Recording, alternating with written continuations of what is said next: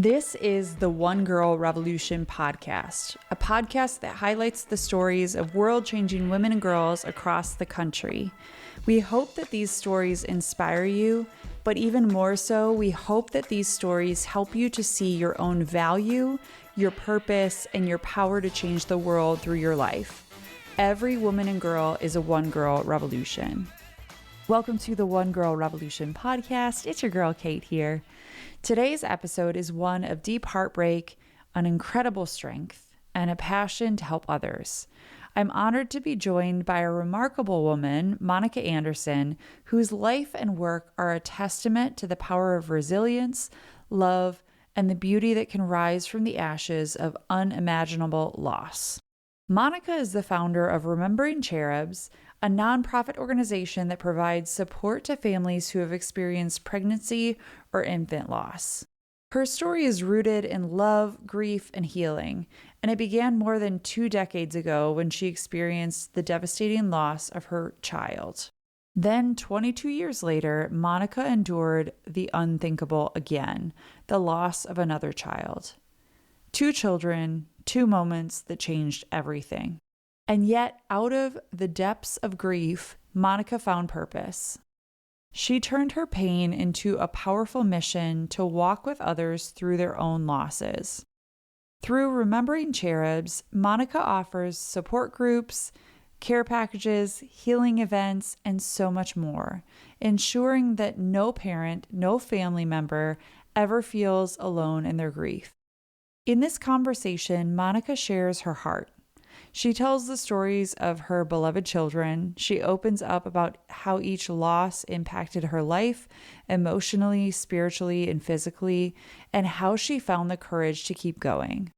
We talk about the silence that so often surrounds pregnancy and infant loss, and how Monica is working to break that silence and bring comfort, compassion, and community to those who need it most. This episode is tender, emotional, and deeply inspiring. Monica's love for her children and her mission shines through every word, and I know her story will touch your heart just as it touched mine. So without further ado, here's my conversation with Monica. Monica, welcome to the One Girl Revolution podcast. Thank you. Thanks so much for having me. I am so grateful to have you on, and the work that you're doing is so incredible with Remembering Cherubs. And I had Taylor Jones on, and she was sharing about her own experience with infant loss and then talking about the great work that you're doing. And immediately, Monica, I got off that call with her and I started looking up Remembering Cherubs and looking up your story. And I was like, oh my gosh, I have to have Monica on. And so thank you so much for making the time to be on and to share about your story and work. No problem. And thank you for learning more about the work that we're doing and, just giving me the platform to be able to share. Well, let's start by, this podcast is all about stories. And so I want to start with your story. And so I'd love to just kind of rewind and hear a little bit about who you are, where you're from, and just a little bit about your own story, whatever you want to share. Yeah, so I was born and raised on the east side of Detroit. So I'm a Detroit girl at heart. And even though today I'm kind of a public speaker, I'm speaking a lot in front of people, I'm very shy, which people don't really believe. I've been on stage my whole life. Like I grew up singing in church and, I grew up dancing. I was a modern dancer. I went to a performing arts high school. So it's kind of funny now that, I have to share my story, and at heart, I'm a really shy person, but I guess everything started, how I built Remembering Cherubs did start with my own story. My infant son died in my arms shortly after birth, and there just wasn't a lot of guidance. There was the loss happened and the people around you don't really know what to say or how to handle it. And it's kind of like, let's just move on. Like this happened, let's just carry on. Even from the healthcare system, there was no direction when you are expecting to bring a baby into the world and now you're not. People don't really know how to guide you through that. That's not a class that we take in school. I think we should. I think we should, at a young age, we should, teach grief. We should teach, how to manage big feelings when we have these feelings. But I didn't have that. And so I just did what everybody said. I just moved on with life. And fast forward 22 years, I meet my husband and we're madly in love. I'm pregnant, we're expecting our first baby, and I'm just over the moon. And I have a miscarriage. And it's like, I just spent decades trying to heal from this last one. And now here I am at day one again with all the same questions I had all those years before. Am I still a mother? Is something wrong with me? Something wrong with my body? Did I do something wrong? Did I eat something wrong? Why is this happening? We were just planning our lives. We were figuring out how we were going to tell our families. We were figuring out the room. The room that I'm in right now would have been my baby's room. And so it was just, I just couldn't believe I was in this position. And 22 years later, nothing had changed. The conversation wasn't any different. It was still kind of a taboo topic where people are just like, well, you can have another baby, but I wanted that one. I deserve to grieve from that one. And somebody told me once, well, you can get a dog. People say things with good intentions. They want to help you through it, but it can be so hurtful. And I just didn't want other people to have that same experience where they didn't have the guidance, where the people around them weren't able to be supportive. And so I started Remembering Cherubs to be that safe space, to bring together resources, to answer those questions, to offer guidance, not just to the parent going through it, but to the whole family unit. And so here we are today. I'm so sorry that you experienced that, but I'm so grateful for you, for your voice, for you sharing your story. Because like you said, there aren't resources out there. And even I don't think doctors a lot of times or nurses know how to deal with those situations. And it's just so important to build community around people. And grief is such an interesting thing, right? And everybody deals with it in different ways. And like you said, people don't really know what to say, and they want to be helpful and they try to be helpful, but a lot of times what people say isn't helpful. And so it's so important for people like you who have experienced it to share their stories. And in this day and age, people are, especially, women are talking about miscarriage more, but I think we still have a long way to go because we need to help women see that they're not so alone, but also the men in the situation, right? There aren't a lot of resources out there for men and for fathers who have suffered loss as well. And so we need to normalize the conversation and build community around people with what they're experiencing. And that's what you're doing. Yeah, I'm trying. So you go through these two heartbreaking experiences and you're dealing with your own grief. You're dealing with everything in your own life. When did you decide you needed to start something? When were you like, hey, I'm going to turn my grief into something to help other people because of my experience? When did you decide to start Remembering Cherubs? Yeah, I mentioned before that it was 22 years in between the losses, and that the experience was the same where, I didn't get direction from the hospital, and it made me very frustrated. And I was just thinking about other people and was like, this isn't okay. I got to do something for for those of us going through this. So it was almost immediate. I don't know what gave me the permission to say, you're going to be the one to, take on this challenge. But I gave myself permission and was like, something has to change. So I remember just like designing our logo, just putting it out there. The mission statement was like, I just want to help people. I didn't know anything about nonprofit work, but I knew I wanted it to be a nonprofit. And so I switched healthcare systems, and I was talking with my new doctor just about my goals and plans. And she told me about the Perinatal Infant Reproductive Loss Committee at Michigan Medicine. So it's a working group of different disciplines. So it's doctors and nurses and researchers and all these people. And so I meet with the co-chair, and she invites me, she listens to my story. I'm telling her everything. So she invites me to be a parent advisor on the committee. And so I show up and I'm intimidated. It's these people with all these letters behind their names. And there I am, just a mom, who wants to help.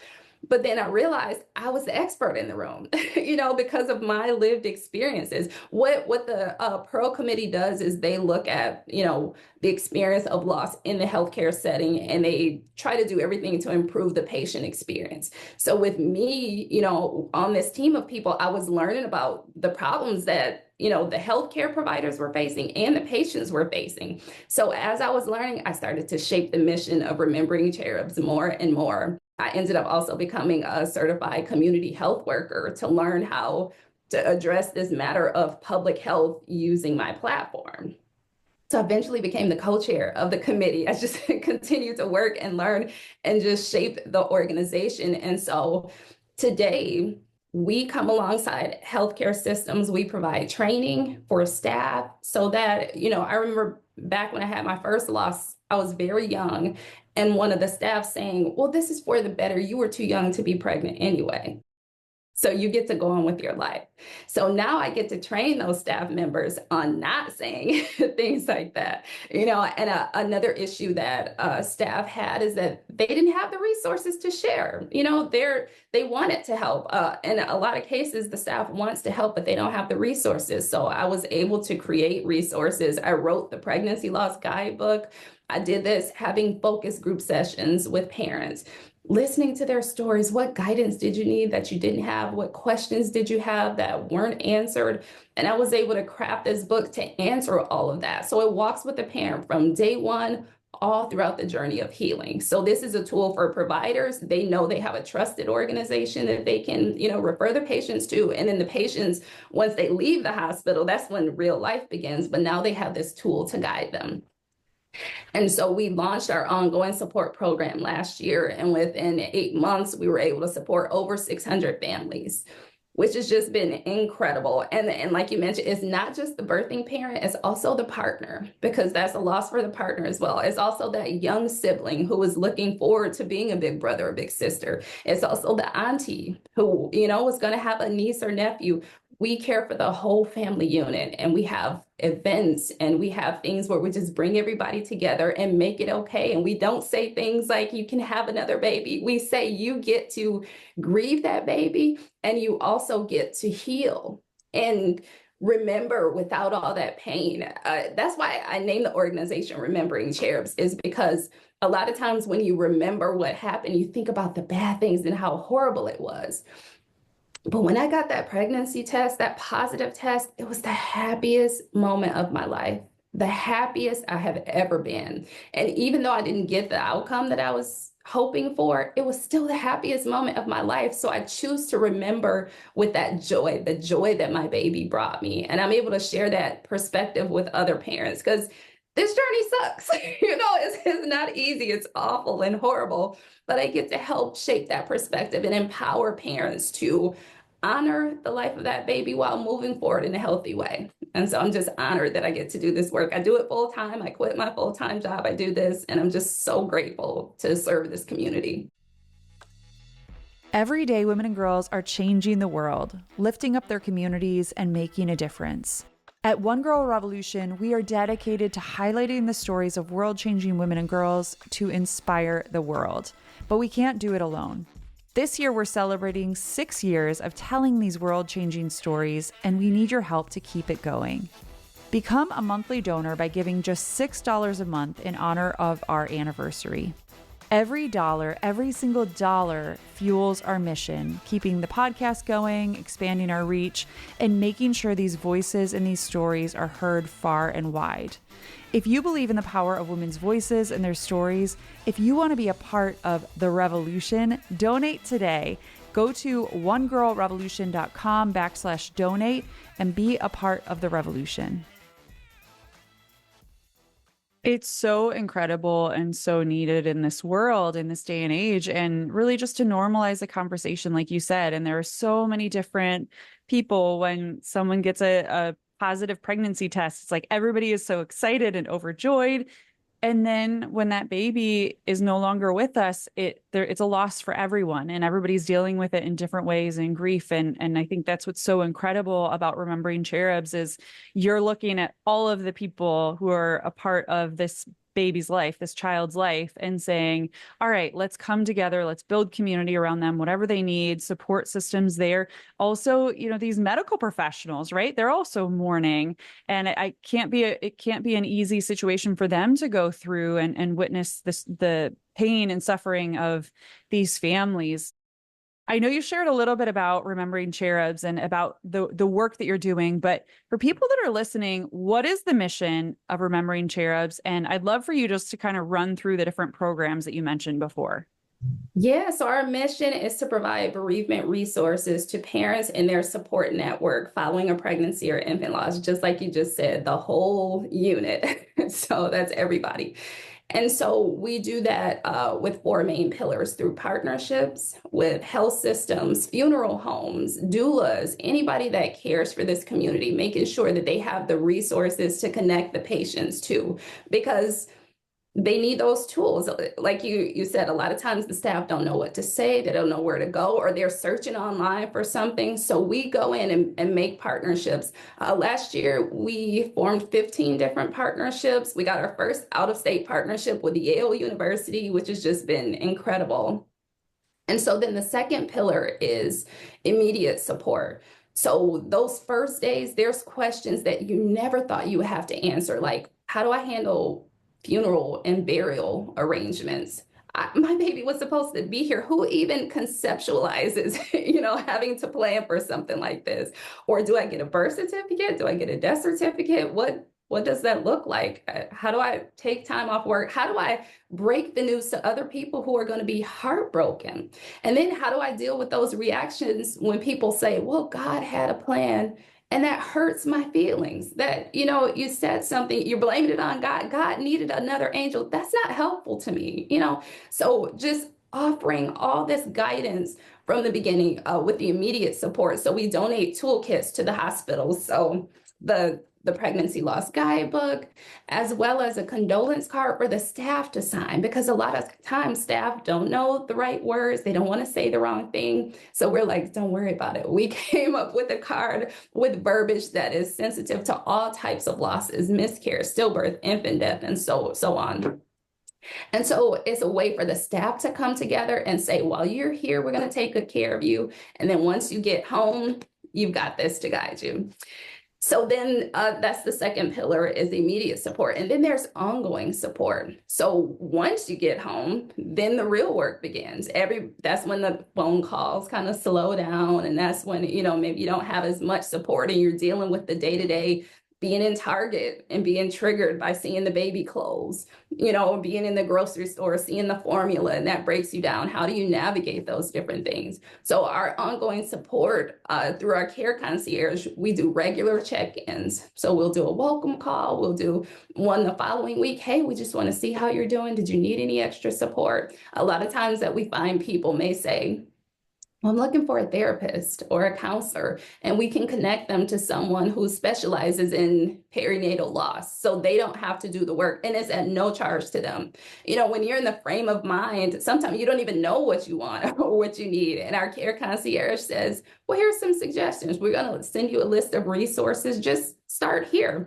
Our tagline is actually healing starts here, because you don't know what to do a lot of times after loss. So this is a first stop. Not one thing will work for everybody, but we're going to start here and just go from here. And we walk with you on that journey. So that's the ongoing support pillar. And then finally is the community of peers. Like I mentioned, we host our regular events. I think our most popular event is our Wave of Light, where we light candles, we read the babies' names out loud. It's the whole family unit coming together, grandparents, and it's just such a beautiful way for everybody to honor those lives and to be together in community. There's something so healing about being in community together. And so that is kind of the scope of who we are and what we do and how we move through the world. Monica, what was it? And I know everybody's story is different, right? No person, you can't tell anyone, how to, go through the experience of infant loss or miscarriage, or, how to get to the other side of going through grief. But what were the things that helped you? I had to be honest with myself. And a lot of times when bad things happen, it's okay. We'll just get through it. It's okay. I'm a strong woman. I'm going to get through this. And with these losses, I was able to say, I am not okay.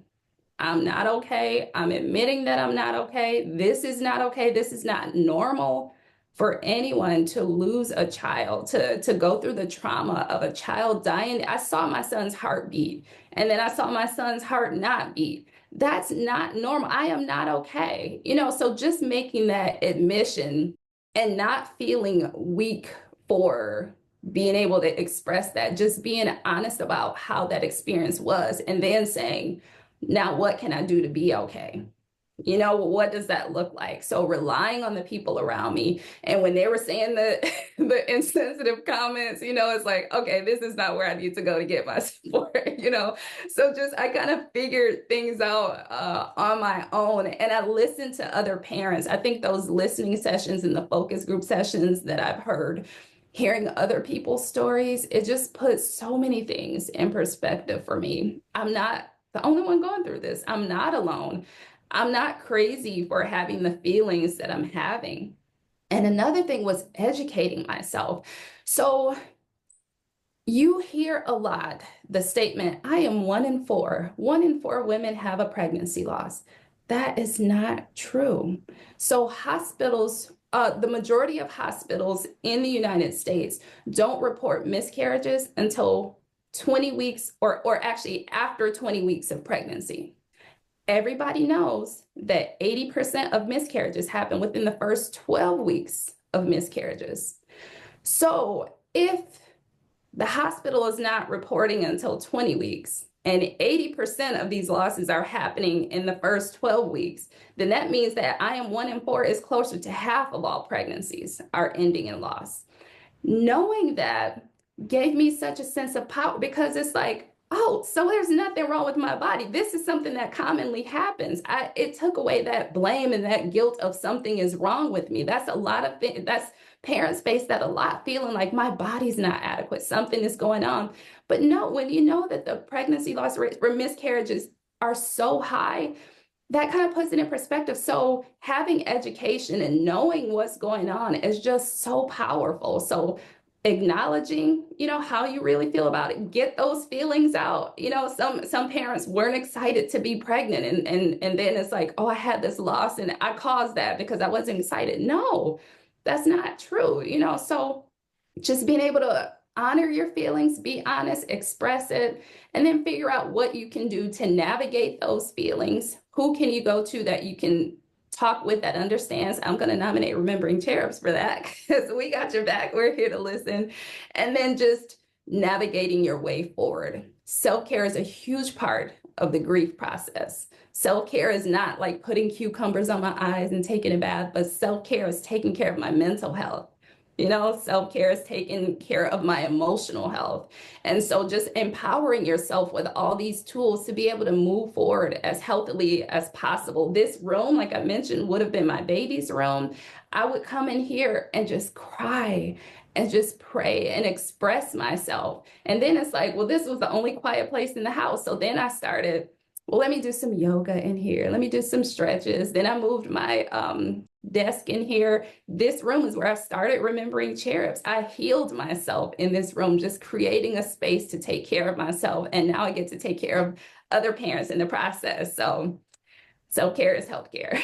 Yeah, no, I wanted to ask you that just because I think so often people feel alone when they're going through loss in any way, but especially miscarriage and infant loss, and helping them see that they're not alone, and you're building community for people and this support system of people who have sadly been through it, right? Where you can say, hey, I know how it feels. I might not know exactly what you're going through because everybody's experience and everybody's story is so different, but that you can help be there and walk with people through their experiences and be a resource for them for all the different things that you mentioned, because a lot of times in these scenarios, people don't know, and then the people around them don't know what to do or say or how to help. And so Remembering Cherubs really is stepping in and is this overarching holistic approach to what the families are experiencing. Monica, I want to ask you, how do you get connected to the people? I'm sure it's a lot of different ways, but how do people get connected to you, whether it be families, individuals, healthcare workers? How are you getting connected to the people that you work with? Yeah, so the majority, I'll say, of the people who are referred to us come from the healthcare systems that we made the partnerships with. Others are doulas who I've made such great efforts in getting to know the doulas and the midwives and the birth workers out there because unfortunately when you're dealing with birth you're going to deal with the losses as well. So I've become their friend, so in the event that something happens they already know where to send the people. There's been a lot of word of mouth.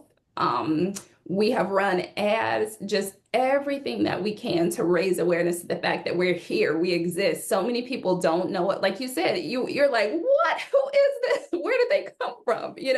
We're here to help. So we are just plugging in as best as we can with the professional side of the house and just making people aware. So I try to do shows like this, any platform, to talk about it, because a lot of times with miscarriage, like I mentioned, people are encouraged to just move forward and move on, and they're not dealing with it.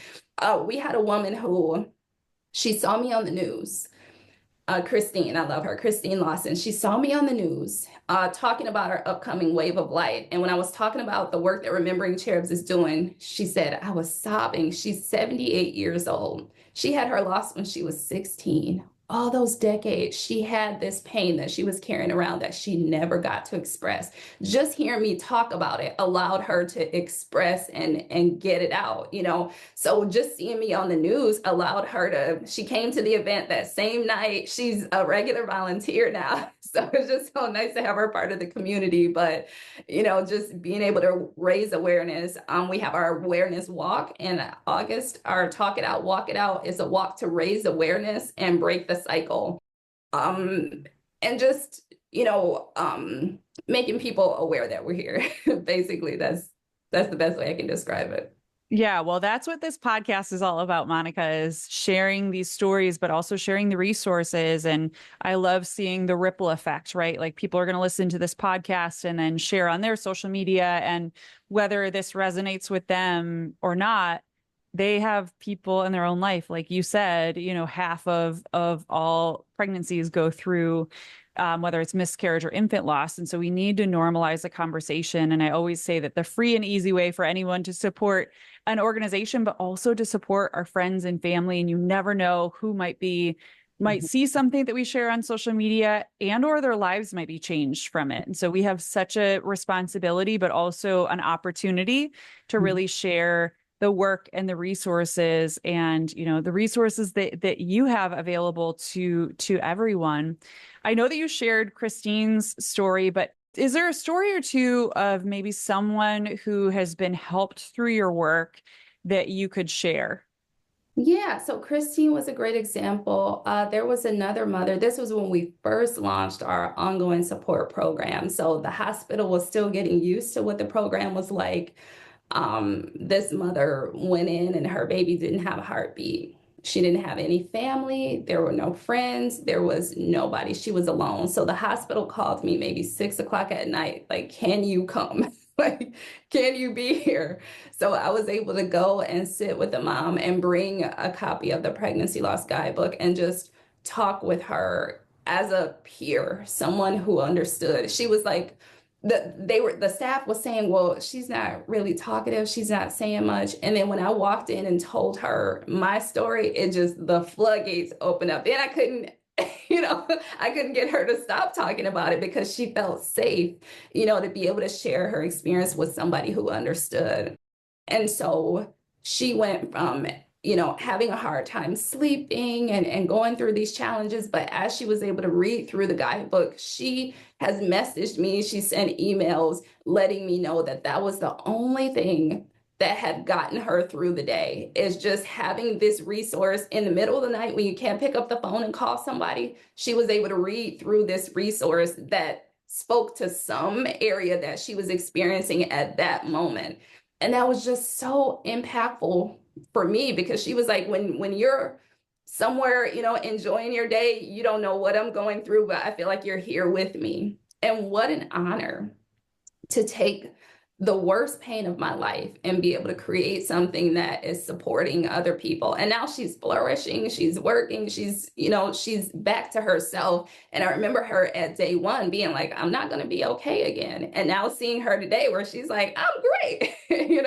I remember being at day one and calling my dad and being like, how am I going to get through this? This is when I had the loss in 2018. How am I going to get through this? How am I going to show up at work tomorrow? How am I going to It took me years to get through the first one. How can I go through this again? Like, there's no way I'll be okay again. And look at me here today, smiling and laughing. People need to see what's possible because sometimes the pain can be so bad and it can be so dark. You need to know that there will be light and sunshine again. And so she's a great example of being at that day one, asking those same questions that I was asking and feeling like she wouldn't get through it, to now thriving, and her mental health is in a great place just because she had the support and a safe space to share her story and express herself. So she's a success story. Well, and your baby's stories continue through you all, right? And sharing your stories and building, like Remembering Cherubs. Like I'm thinking as you're talking about all these sweet little cherub babies, all these, my mom loved, little chubby cherub, you can get all the little like pictures and stuff. And like, that's what I think about, like all these chubby little babies, and you're continuing their legacies and continuing their stories. And I think that that's something that's so important. And I always strive to encourage friends and family members who have gone through it to speak their baby's name, name them. And because they are a part of our lives and they are a part of our stories, and we should speak their names into the world and continue their stories. And I know that you and everyone connected to Remembering Cherubs is doing that every single day. Yeah. And there is a power in allowing people. I felt that same way, like name, give your baby a name. But for some people, the loss was so early on, they didn't know the sex. And so that creates conflict, encouraging them to create a name. So I think what we're trying to essentially say is whatever identity you want to assign that baby, whether it's a cherub or whether it's my angel, whatever it is, you just want to acknowledge it for the love and the entity that it represents to you. And we create a space to do that. So it's all about encouraging them to go through this journey in the way that works for them. So thank you for saying that. And I hope that parents who listen to this are empowered to know they get to choose what works for them. What worked for my grief may not work for somebody else, but we'll keep trying until we find the right pitch, and we'll be doing it together. Mm-hmm. Yeah, every person has to make their own decision on their story. We all have the ability to write our story and make those decisions. And so it's incredible what you're doing to empower people to do that. Looking for stories of women who are changing the world? The One Girl Revolution podcast is your go-to for inspiration and empowerment. Subscribe today on Apple Podcasts, Spotify, or wherever you listen to podcasts, and never miss an episode. Let's celebrate the power of women together.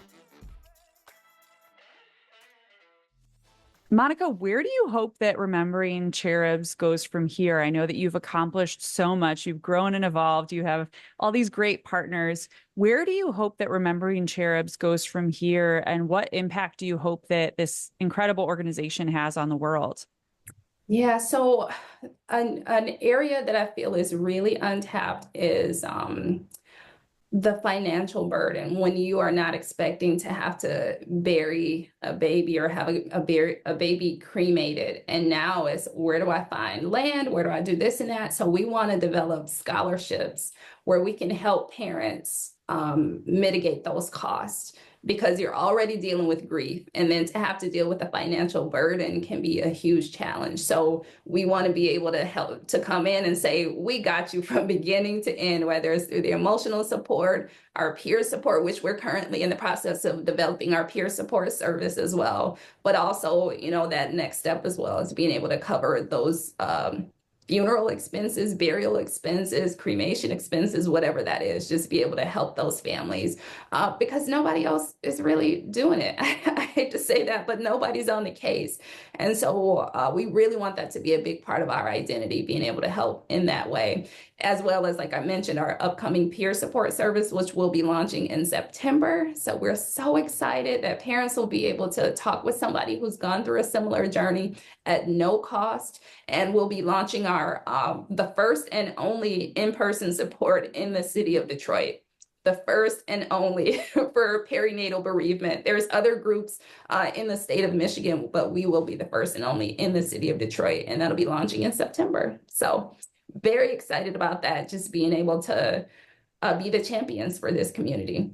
Well, you are doing incredible work, and I can't wait to continue to see you grow and evolve. And I know it's such a needed support system. And so thank you for everything that you do. And thank you for just sharing your story and being willing to put your story out there, because it empowers other people to know that they're not alone. And Remembering Cherubs is doing that through this incredible network. For people that are listening, what can they do to support your work and get involved? Yeah, it's three ways to get involved. That is through volunteering. A lot of times we will assemble our toolkits that we donate to the hospitals. So just come, just help us stuff the bags and sign the cards and do all those things. Spreading the word, share the news with somebody, share a post on social media. Just the more that we get the word out, the more people we can help. And then, of course, lastly is giving. Like I mentioned, we want to develop this scholarship. We're doing all this great work, and it takes resources to get that done. So just being able to donate on our website, it links to our Mighty Cause fundraising platform. So people can make a donation there or send it in the mail, however they choose. But those are three main ways. So, volunteering, spreading the word, and giving. I know that a lot of corporations, they offer, they'll donate to different organizations, or people can give through their place of work too. So I also want to encourage people to find out what your business is able to give too, because I think that that's such a needed support system that we can also use to promote the great work of organizations like yours. Thank you for saying that, because we are a 501c3 nonprofit organization. So when you search whatever fundraising platform, you will be able to find us by our name and our federal ID number, which is on our website. So thank you for saying that. Yeah, please partake in those where companies do a donation match or whatever that is. We would truly, truly appreciate it. And you can see all the work that we're doing. We'll do great things with it. Yeah, well, I can't wait to continue to follow everything that you're doing. I'll put your website, your social media links, all the different ways that people can get in touch with you. For people that are listening that might be thinking, oh, my story is like Monica's, or I might need the resources for Remembering Cherubs, or I might know someone who might need to be connected to Remembering Cherubs, how do they get in touch with you? Yeah, hit us up on the website, social media. The website has a contact form. There's an email address. There's a phone number. Any of those. DM us. All of those people have contacted us in those various ways. So we got your back. So we're just waiting to hear from you. Whatever it is you need, we're gonna get the answer together. And I love like what you talked about before, where it's like there are so many different connecting points to infant loss and miscarriage. And so even if it's a friend or a family member to reach out and find out what types of resources, or someone else who's, suffering this child loss, to reach out as well. And you'll be able to point them in the right direction. Monica, do you just serve people in the Metro Detroit area? Or what if somebody was listening from another state? Would you be open to people reaching out from a different place? Of course. So people who are out of state can order the toolkit on the website. So if you've had a loss, you want to read the guidebook, you can order that on the website. Or if you want to support your friend who's gone through a loss, we have our condolence cards on the website. So you can do a card from the perspective of I'm here to support you, or the perspective of we, say if it's your family members or your coworkers who want to get together and support somebody. We have it available on our website. So no matter where you are around the world, we can support you in some way. Even if that's using our care concierge service. So if you say, I'm looking for a therapist, or I'm looking for support for my partner, or I'm looking for reading materials, use our care concierge form, and at no cost, we'll get back to you with a curated list of resources just for you. So we got you. That is so incredible. Thank you. Yeah, that's so incredible. And healthcare workers that are out there, or doulas, or anyone who might be, I was thinking about like massage therapists, right? You just never know who might share something with you. And so everybody who's out there, I feel like everybody should just, call you guys and get in touch. But it's so incredible the work that you're doing and the support that you're offering to so many people. So I will be sure to put all those links in the show notes so people can easily get in touch with you. Monica, for people that are listening, and this is kind of a personal question for you, I know that your story plays a role in why you care about what you do, why you do what you do every single day. But if you could get to the very root of why you do what you do, why you care so much, you easily could have gone through the experiences that you did and just brushed it off and never talked to anybody about it, but you have used your own experiences to start this incredible organization, and now you're empowering and inspiring so many other people. I know you're also hearing so many heartbreaking stories, and I'm sure that there are days that it can be really difficult, right? Where you're sitting, one of my friends calls it sitting in the suck, right? Like where you're sitting in the suck of what's going on in life and heartbreaking tears, all the things. But what would you say the root is? If you could get to the very root of what your driving force is every single day, what would you say that is? Wanting to give someone what I didn't have. I didn't have the support. I didn't have the understanding. I didn't have the guidance. And I did not want other people to experience that same thing. So I think about myself when I was at day one and how broken I was. So every day when I'm doing the work, when I'm in meetings, when I'm writing the programs, I'm thinking about those people who don't even know that they're going to have a day one and they're going to need those resources in real time. So that's who I focus on. That's who I do it for. That's who I think about. That's who I want to support. They deserve it.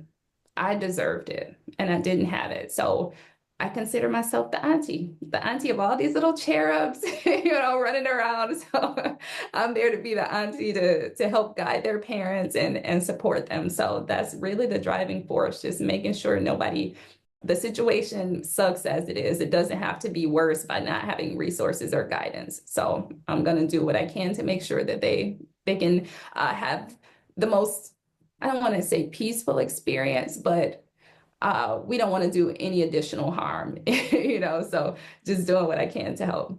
It's traumatic enough as it is, and just creating a support system, a loving family around people is just incredible. And I can't wait to continue to follow everything that you're doing.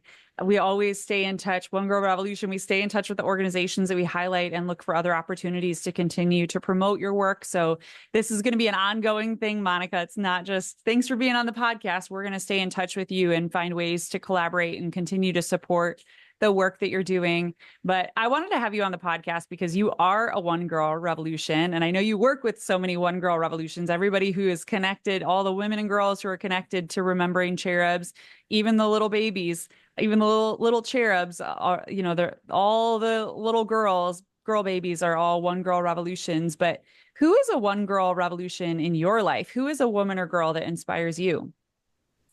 You know, this is gonna sound crazy, but my 3-year-old niece, seeing the way she moves through the world with confidence and without fear, everything is so fresh now, and she trusts herself. That's something that took me. I'm 43 years old now, and I'm still kind of trying to grasp that, but she believes in herself and she understands what's possible, and everything is an opportunity. Seeing things through her eyes is just so magical and so beautiful. And I love that whimsy and that confidence. She's not broken down by how dark the world can be. So I'm just so inspired by her and her journey and moving through the world confidently because her mother pours into her, and because she understands that anything is possible. And so that teaches me. I didn't think this organization would be possible. I didn't know anything about nonprofit work. Like, what gave me the audacity to do this? But thank God that I believed in myself enough. I had the confidence of 3-year-old Mila to say, I can do this. I'm going to do this. I'm going to help. So for me, that is my One Girl Revolution. I love that. And I think it's so important for us to look at other generations and say, Yeah. what can we learn from Yeah, just the wonder and awe of children, and here this little 3-year-old little girl is a beacon of light. So thank you for giving her a shout out. The last question, Monica, that I always end this podcast on, and so I'd like to ask you is if you could leave women and girls around the world with one message, what would it be? I always tie it back to myself and my biggest lessons learned. I feel like my biggest lesson was understanding what confidence is.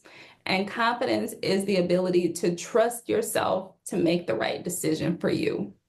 And so, whatever that is, having genuine confidence, trusting your gut. A lot of times we know what's right, we know what we should do, but we silence it for some reason, or it's, oh, we take someone else's word over our own, or we feel like we're not enough, so we talk ourselves out of it. But trusting ourselves, trusting our gut, and allowing that to develop that confidence for us to move through the world and move through the rooms that we walk into and be able to create change. I feel like women are so powerful. And when we come together, oh my God, there's nothing that we can't do. But it starts with that trust in ourselves and our capabilities and in our voice to say, I can impact the world in some way, and I'm going to choose to do it positively. I'm going to choose to make a difference in whatever way it is. I never thought that my loss would be something that could help other people, but here I am. So move through the world with confidence, trust yourself, and change the world with your wonderful self. Well, you are such an example of that to all of us. And I'm so grateful to know you and know about Remembering Cherubs. And I can't wait to continue to promote the great work that you're doing. But Monica, thank you so much for being on the One Girl Revolution podcast. And thank you for all the incredible work that you do. Thank you. Thank you for having me. And again, thank you for sharing these stories. My story and the stories of other women is just so empowering to have the permission to be able to talk and be unafraid and to know that we're helping somebody else. So without you amplifying the message, it's not possible. So thank you for what you're doing. Oh, thank you, Monica. Every woman's story matters. And we believe here that every woman and girl is a one girl revolution, but sometimes we just need to find our voice and we need to find our story or figure out how to tell our story. And so we will continue to do this work so that all women and girls will see their value and their purpose and their ability to change the world just like you are. So thank you again, Monica. And I'm just so grateful to know you. For more from One Girl Revolution, to listen to all of our podcast episodes, watch our Emmy-nominated documentary series, follow us on social media, donate to our nonprofit organization, and more, please visit onegirlrevolution.com. That's the number onegirlrevolution.com.